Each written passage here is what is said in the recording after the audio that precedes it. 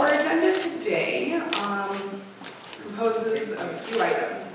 First thing to note that registration remains open until 2:45, at which point it will close and we will begin balloting. So we're going through the agenda now. The next item on the list is the nomination of candidates from their nominators, followed by speeches. At 2:45, we will begin voting. We will have some announcements from a few community members, and then we will announce the results. Right, so to get started, I would like to call on Colin and Kira for the nomination of their candidates. Hi, good afternoon, ladies and gentlemen. My name is Colin Brown, and I'm here to nominate John McEwan, and that is an honor. I'm originally from Nova Scotia, and I practiced criminal law in Toronto for 20 very odd years. Then I relocated with my spouse Brenda to Coburg about 5 years ago. I'm now practicing criminal and child protection in the Tri-County area. Soon after I arrived in Coburg, I met John and found out we had a lot of things in common. We were walking our dogs. We both have basset hounds, and we were doing that on a regular basis, so I got to know him. I learned that he had been working with cadets until recently, but he was an aircraft mechanic for 20 years.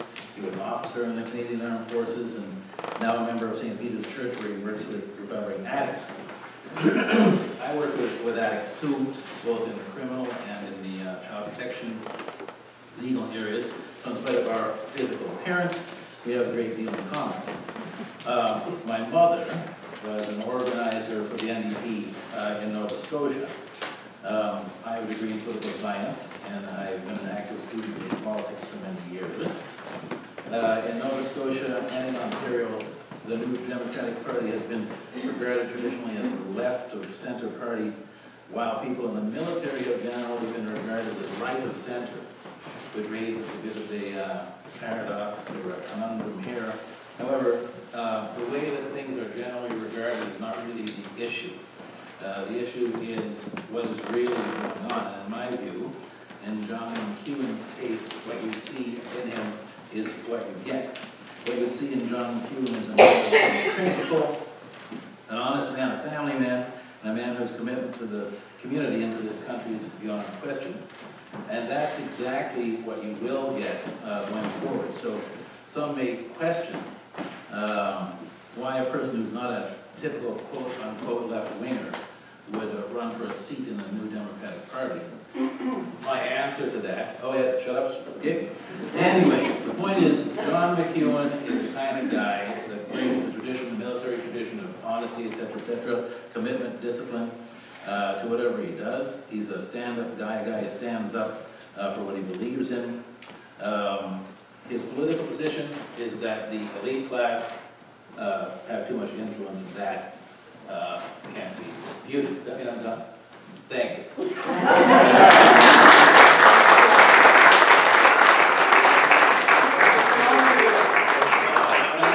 I nominate John McEwan. Hello, everyone. It's so terrific to see all these faces here. A nice crowded room is a great sign. And another great sign is the fact that I'm up here getting to nominate Mr. Russ Christianson to be our next federal candidate in our really quick arriving election. Like, it's going to be here before you know it. And it is such a pleasure for me to nominate Russ, and one of the reasons I'm so passionate about politics is because of my relationship with Mr. Christianson. He has been a mentor and a real, well, a bit of a nag too, because he did ask me many, many times to take up the challenge of being a candidate, and I resisted for quite a while. And so I know full well the amazing commitment and challenge that lies before our next candidate, and I know that Russ is up to the challenge. He is dedicated to our community, and he works tirelessly in kind of a typical ways, you know, the things that you need to do to get things done, and really being up to date on all the issues and knowing what is important in our community and our province and our country. And so I think that is really, really important. His work in community organizations like the Community Foundation, the Canford Seymour Community Foundation, sorry, the Aaron Cooperative, which is an innovative project for those of you that don't know.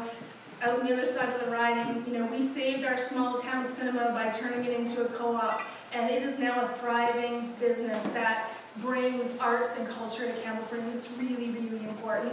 And that's just a small example of the work that Mr. Christianson does. And I think that Russ has a proven track record of really gaining support for New Democrats in this riding, and I think we will be honored to have him as our candidate. And like I said, it is my pleasure to nominate Russ Christianson as our candidate.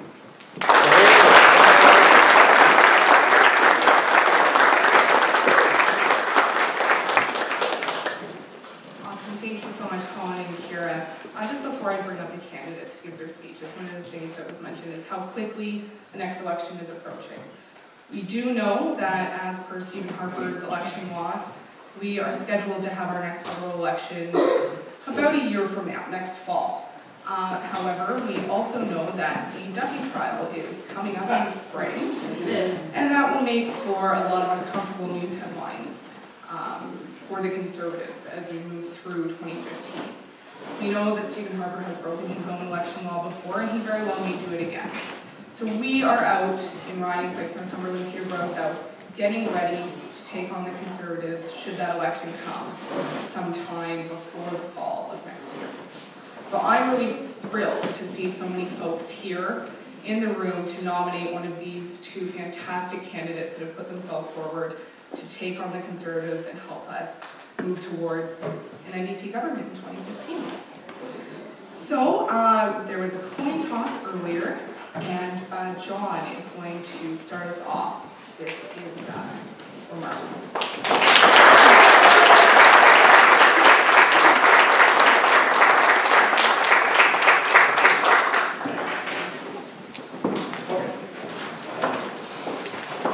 Getting direction from the board director. Yeah. Thank you all for coming. This turnout is much more than I was told to expect by Murray and the other people. So I think that just shows that there's some extra energy just by the simple fact of being a contested nomination for a change. So I'm pleased. I know that when I started, they said there were about 160 card-carrying members of the NDP here now, but there's over 250. So that's just the energy from having a contested nomination. And good on you for being here. I think I have three points that I need to make this afternoon. One is yes, that I truly do belong in the NDP. The second one is that I'm really connected to this community, this riding, the length and the breadth of it, and up and down and all through it. And the third one is that there's a lot of people out there who have never voted NDP before who might be thinking about casting a ballot on me. Now I'm going to start by saying that when I was going around door knocking, there was a sentiment expressed to me that sort of surprised me, and was that I wasn't left-wing enough, and it kind of perplexed me.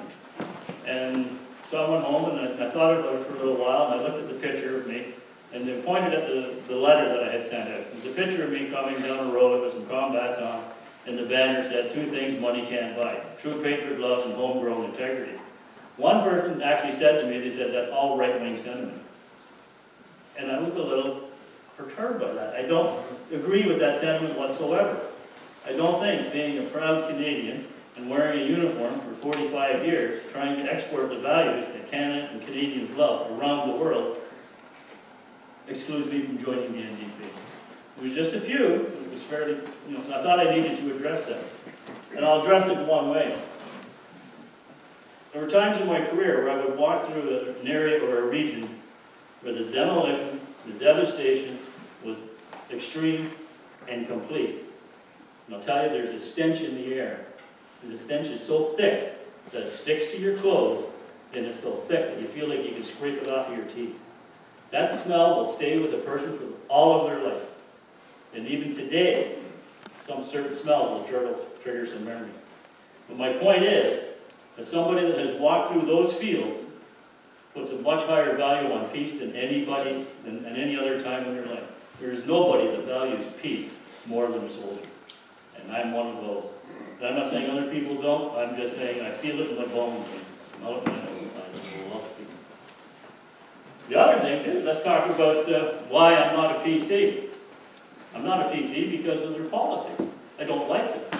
I was stunned when Harvard, basically from the PMO, just announced that they were going to get rid of the long-form census. I thought, well, how can you try to govern and form public policy without being informed? And this is a treasure trove of information for the government. And they just got rid of it. Raised my curiosity. I went back and I started to look. And this government, the way that they have defunded, scrapped, and got rid of research and public inquiries, they don't have to inquire on the Aboriginal women, and they've scrapped it all. This is a government that refuses to be informed. If you're not going to be informed, how are you going to form public policy? There's an answer. Ideology. That's all that it is. So in some ways, this is a faith-based government. But the faith is in the ideology that exists in Stephen Harper's mind, and I find it repugnant. I just find it repugnant. The way that they just form public policy. The Liberals all need to go back to driver's ed because they signal left and turn right all the time. Flash, flash, flash, bing, bing, bing. That's their law. I lived through that for 40 years wearing a uniform. They're on the campaign trail and they're talking about what they're going to do. Sounds over here.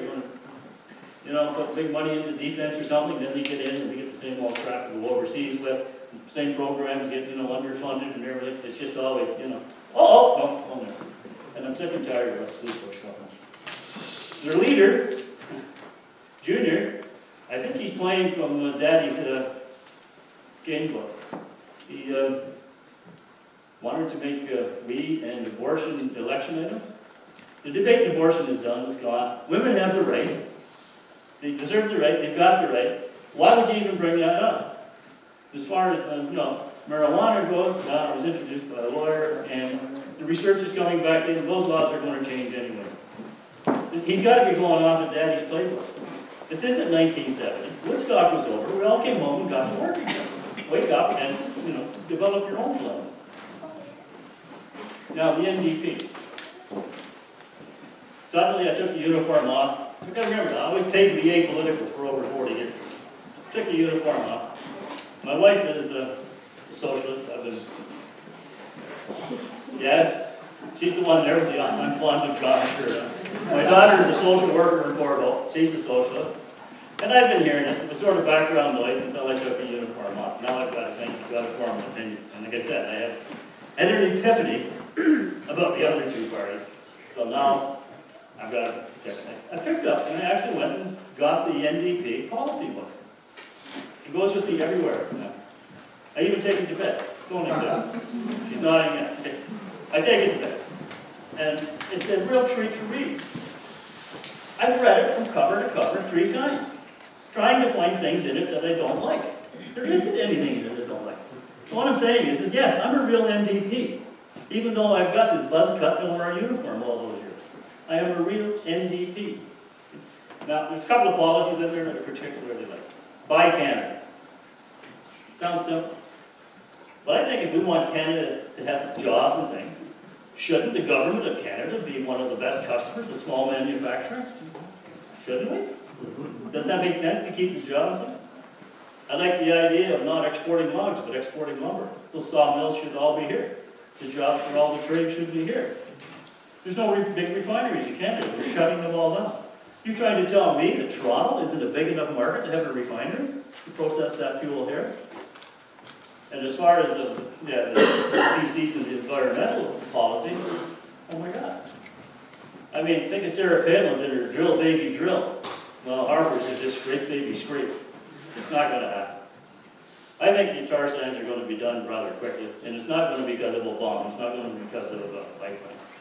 It's going to be done because of OPEC. They're just going to keep pumping oil up and keeping the price below anything that will make the tar sands at all economically effective. They're done. So I'm neither a PC, I'm neither a Liberal, I am an NDP. That was the first point I wanted to make. Second point is how connected I am to this county. grandson just graduated from the same high school my mother went to. My grandparents settled on the lake. Been here forever. My niece is sitting there. She's a farmer. Yay! Port Hope Fair ambassador. You know, she's the one I go to for agricultural, you know, advice and politics. We were talking about that over breakfast this morning. But I've minor hockey. If you're going to be, you know, known in this county, one of the things you're going to be involved in is minor hockey.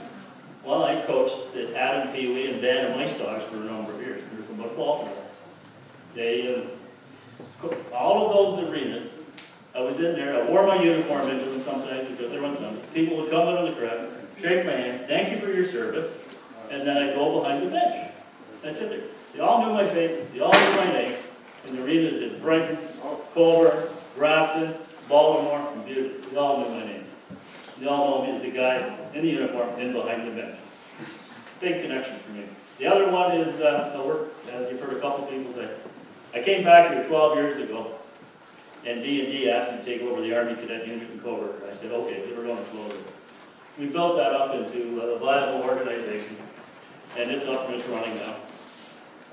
We got another one started in Brighton. That's up and running and doing well. I've helped train the staff and the cadets in the one in Campbellford and the two in Port Hope. And I'm getting the 1 minute signal from here. And that connection knows my name is in about 1,500 households across this. I'm known as Captain McEwen, the guy who helped my kid get through high school. But the biggest connection is, this is a riding that loves its military. And you can see that by those bridges and the Highway of Heroes. Every time that there's a repatriation, those bridges are all full of people waving the flag and wanting to feel part of being the military, being connected to the military. And that's the deal. I'm connected to everything that this county loves, connected to everything that this county wants, and I circle back around to all those groups after I threw my name in the ring, and they all said the same thing. I'd love to vote for you, John. I've never voted NDP before, but I'd love the chance to vote for you. And that's what I'm asking you folks. That's what I'm asking this room for today. Give all of those people, all of those bridges, and all of those houses a chance to vote for me to carry this flag for the NDP in this riding. Thank you for your time.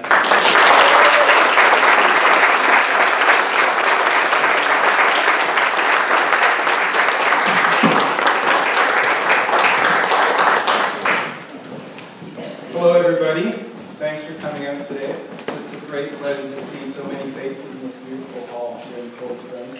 They really dressed the place up, not just for us, but they have dressed it up. It was great. Politics today, a lot of people, is a cynical business.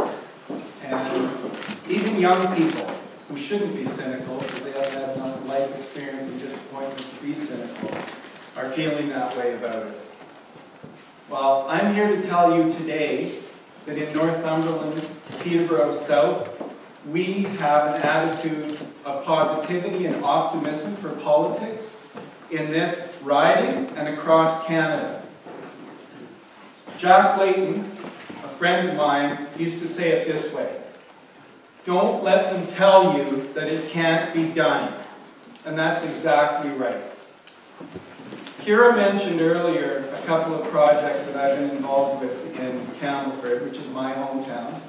Heidi and Soren in Dagmar, and I live over there. Dagmar and Soren at Queens now. Heidi and I are empty nesters.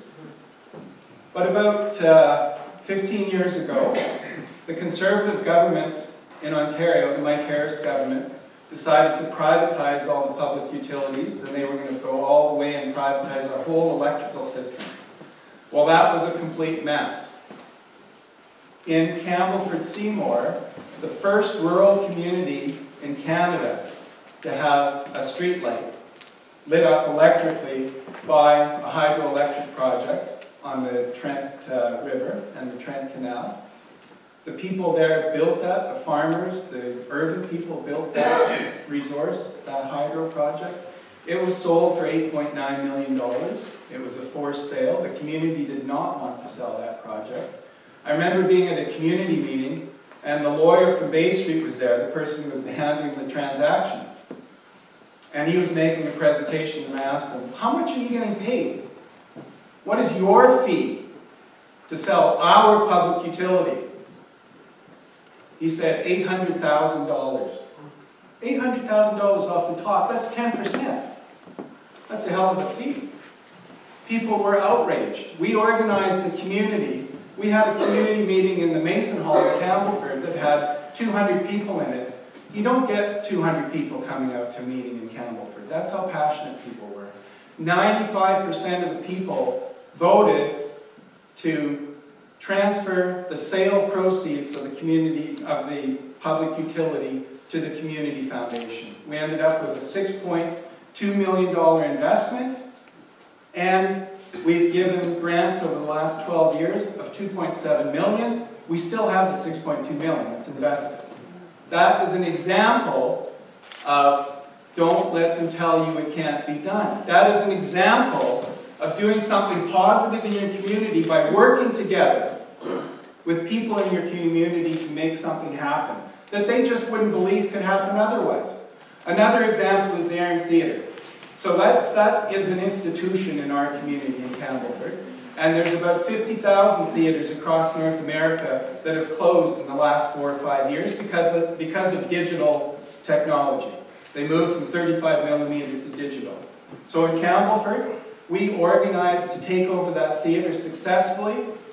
A gentleman here in the audience, Ken Layton, wrote a song called Sharon the Aaron, which we played at that founding meeting. He makes up lyrics each time, every year, for the new song, which is fantastic. But we did that to maintain that cultural institution in our community. It was a failing business. It had been operating since 1949. The Aaron Theatre Cooperative, which is a not-for-profit, is actually making a profit. So, there you go. Again, if you want to do something, you can make it happen. So what does that have to do with the NDP in the riding of Northumberland-Peterborough South? This is a riding that we can win. This is a riding that we came in a very close third, basically tied in second place with the Liberals in the 2011 election. And I can tell you, Kim Rudd, who is the Liberal candidate, is very concerned about what's going to happen here. And the new Conservative candidate, 24-year-old Moulton, Mr. Moulton, inexperienced obviously. It's going to be very interesting to see how he performs on the hustings. So in this riding, we have positive things to share with people. The new Democratic Party isn't just going to leave economic development up to free trade agreements and large corporations internationally.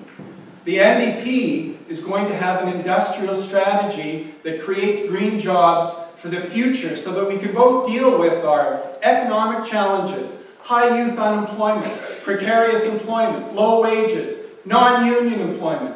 We can create good manufacturing jobs while we deal with climate change. That's what we have to do. It is not a mutually exclusive strategy. You don't just develop the economy and kick climate change aside like Mr. Harper is doing. It's the wrong thing to do. It's actually immoral, and it's the wrong strategy. I've been involved with hundreds of business startups. That's what I do for a living. I help people start businesses. And a lot of them are co-ops and community-oriented businesses. And I know how we can make this happen. And I know that Canadians have the fortitude, the passion, and the intelligence to create a new kind of economy that we need for this millennium. Not the last millennium, but this millennium. That's what we have to do here, and that's what we can do together. Farmers in our county, they're the mainstay of our economy in this riding. Northumberland County has taken the risk to develop a food processing added value facility in Colburn. I've toured it. It's a fantastic idea. Organizations all over the United States and Canada are setting up food hubs for local agricultural production and value-added production, products that are going to be sold in the whole market, the rural markets, the urban markets, local job creation, maintaining our local family farms, providing an opportunity for the next generation of farmers to take over the farm and actually make a living on the farm. That's why we need supply management. Mr. Harper is opposed to supply management. The free trade agreements want to kick supply management away and forget about it. We need that. That's the one thing that is keeping our dairy farmers on the farms here in Northumberland-Peterborough South. I want to talk a little bit about young people. There's a lot of young people in the room today, and that's just fantastic to see. And I so appreciate that. Young people need a feeling of hope and optimism for the future. And we need to provide that for people. And young people, by getting involved in politics, by being here today, that is such an important step to help us create the future that you want, to help us create, as adults and older people, to create a future for our grandchildren. The latest poll from Environics about climate change, 63% of Canadians are very concerned about climate change. 63%. And why are they concerned? Because they're concerned about the future for their children and grandchildren. What kind of world is it going to be to live in? We can solve that issue. We can work together internationally. Not bargain in bad faith like the Liberals did, and the Conservatives don't even bargain. They don't even go to the bargaining table internationally for climate change agreements. We can make that happen together with people all over the world and make the world a little better place. That's why I'm in politics. Thank you for coming today. Really appreciate your support.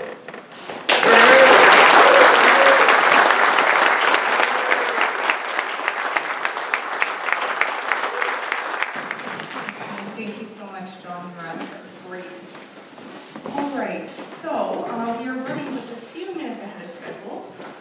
Balloting is due to begin at 2:45.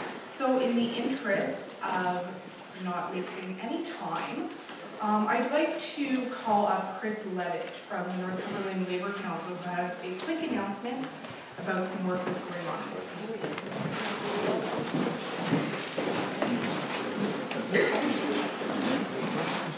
Hello everyone.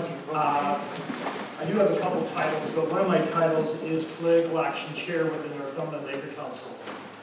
We know in this room that the attacks wasn't mentioned during either one of the speeches about healthcare. Healthcare is really greatly affected the health accord, and Harper's commitment to renewing that accord with the dedication of funds that's needed in order to provide for our family, friends, and our community.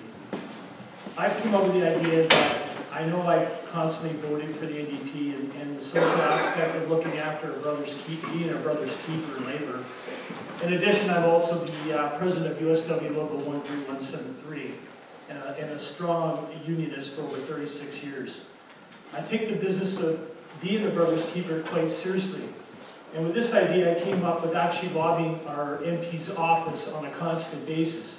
It was asked for me to keep it up every Friday, but I think I'm going to take a good look at it and just talk to some people there. If I have to leaflet by myself, I will.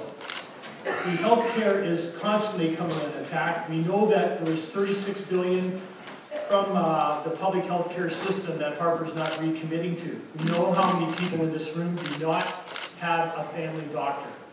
Do not have a family doctor.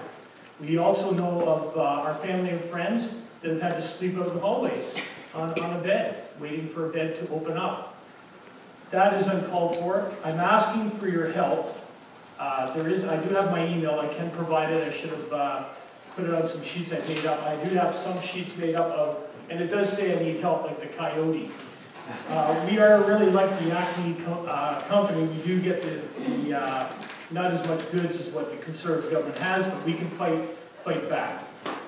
So I'm asking you to fight back. I'm asking you this Friday to come out and lobby from 3 to 5 o'clock. At 3 o'clock we'll have some guest speakers.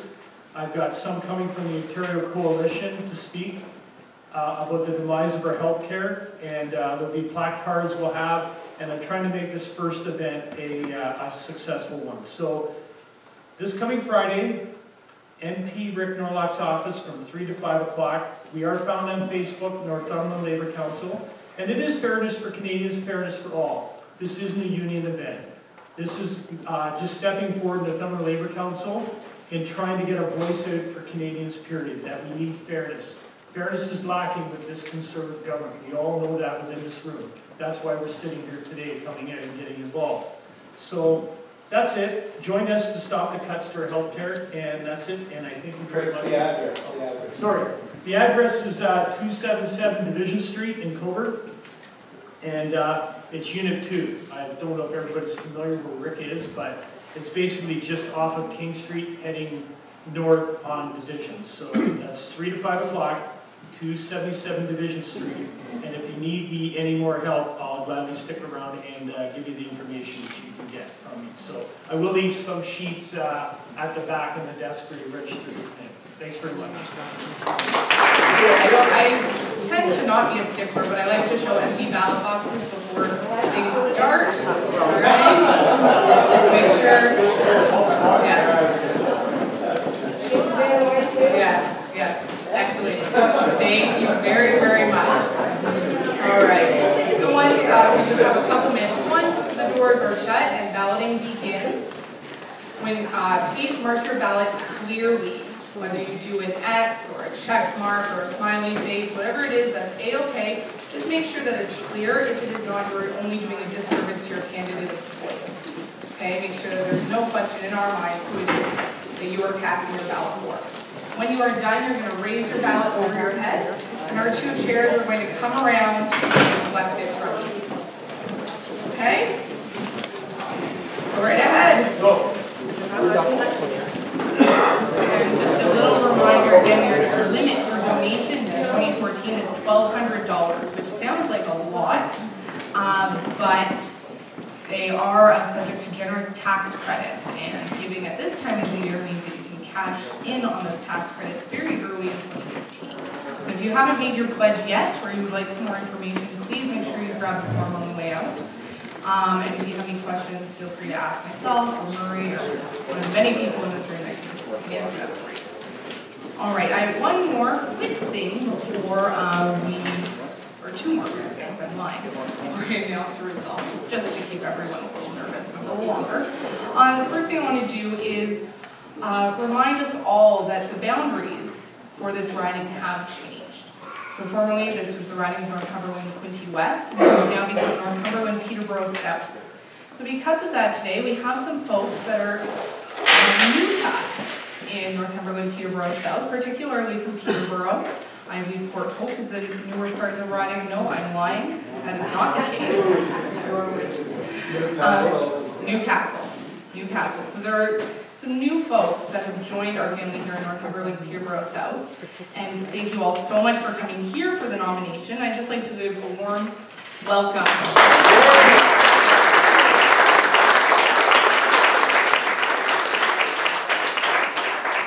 I'd also like to call on Linda Slavin, who just for a brief moment here was showing me some very cool little cards, and I'll let her explain it.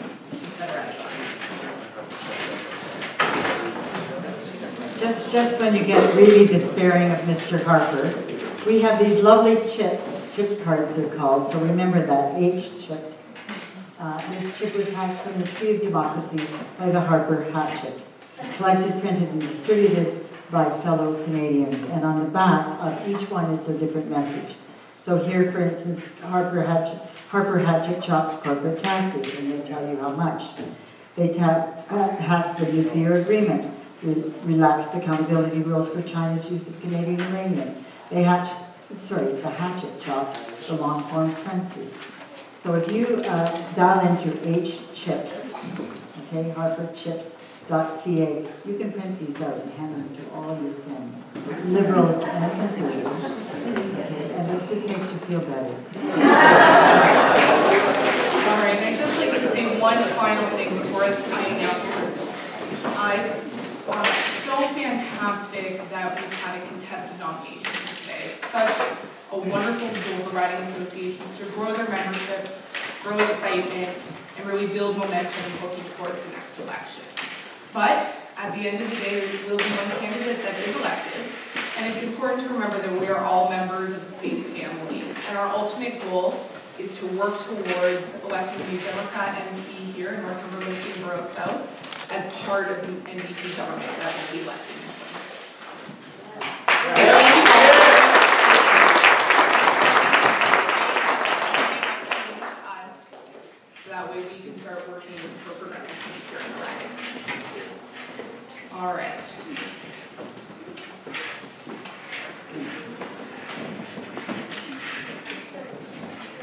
Thanks again to Russ and John for putting their names forward.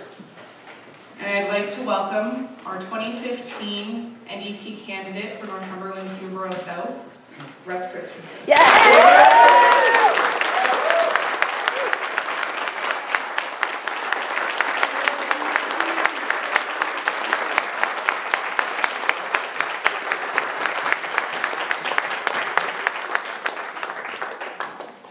I'm going to make this really short, but I want to thank everyone.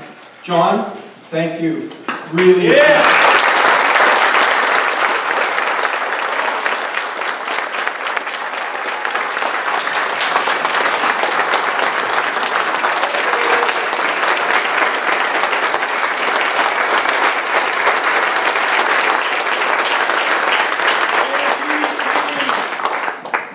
That's well deserved, John. Seriously. And thanks to all the supporters for John to come out. And I really look forward to working together with all of you to win this riding for the first time for the NDP in 2015. Thank you very much.